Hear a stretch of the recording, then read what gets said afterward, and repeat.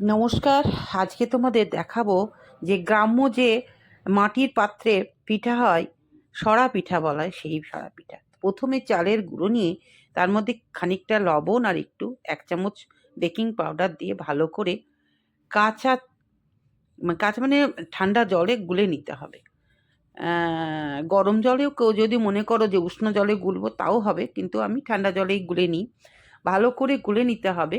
ঠিক যেমন আমরা সরু বানাই, মানে পাটিসাপটা তৈরি করি, সেই রকম ব্যাটার তৈরি করে নিতে হবে।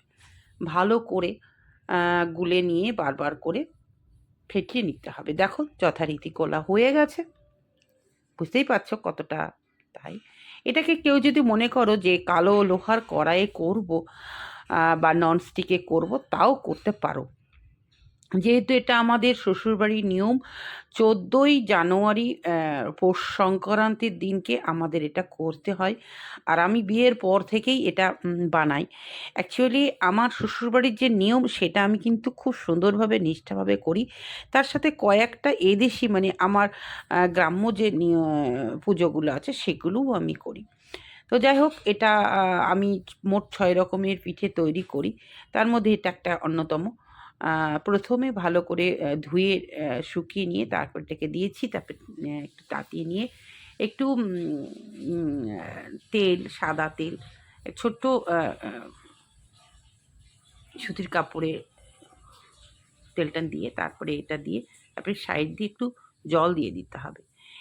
একটু আ টাইম ধরে করতে হবে যাতে মোটামুটি উঠে যায়। দেখো কি সুন্দর উঠছে, দেখছো তো?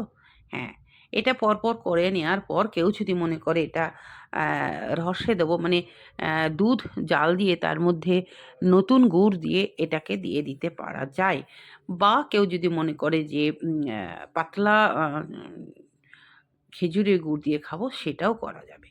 অ্যাকচুয়ালি এইভাবেই কিন্তু আমরা আ পিঠেটা তৈরি করি। তবে এই পিঠেটা ভীষণ নরম হয়, খুব ভালো লাগে। তবে এই পিঠেটা খেলে কিন্তু কোনো গ্যাস অম্বল কিচ্ছু হবে না। সম্পূর্ণ একদম, বুঝতেই পারছো, ভাপা পিঠে।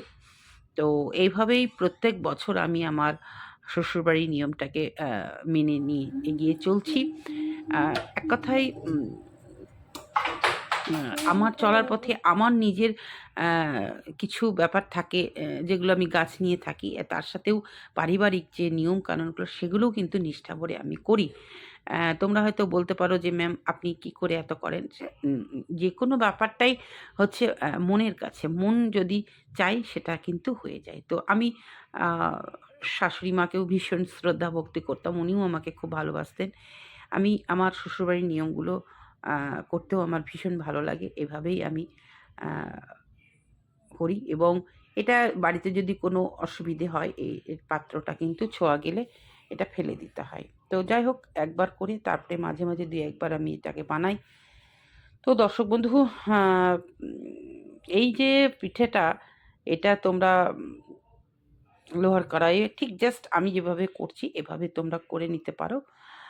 আর যেহেতু আমি রসে দিই না, সেহেতু এটা আর আমি মুখে বলে দিলাম। যদি চাইলে তোমরা করে নিতে পারো।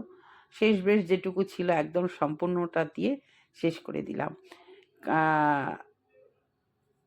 ব্যাপারটা ভীষণ সুন্দর হয়। মাটির পাত্র বলে কথা। আগেকার দিনে কিন্তু মাটির পাত্রে কি সুন্দর ভাত রান্না হতো। তো এখনো সেই প্রচলনগুলো আমরা গ্রামে করছি। ৭ রকম খোলাতেও পাওয়া যায়। তো এটাই আমি করেছি। কেমন লাগলো জানাবে। আবারও আসবো নতুন কিছু নিয়ে। আজই আসি। টাটা। সকলে খুব ভালো থেকো।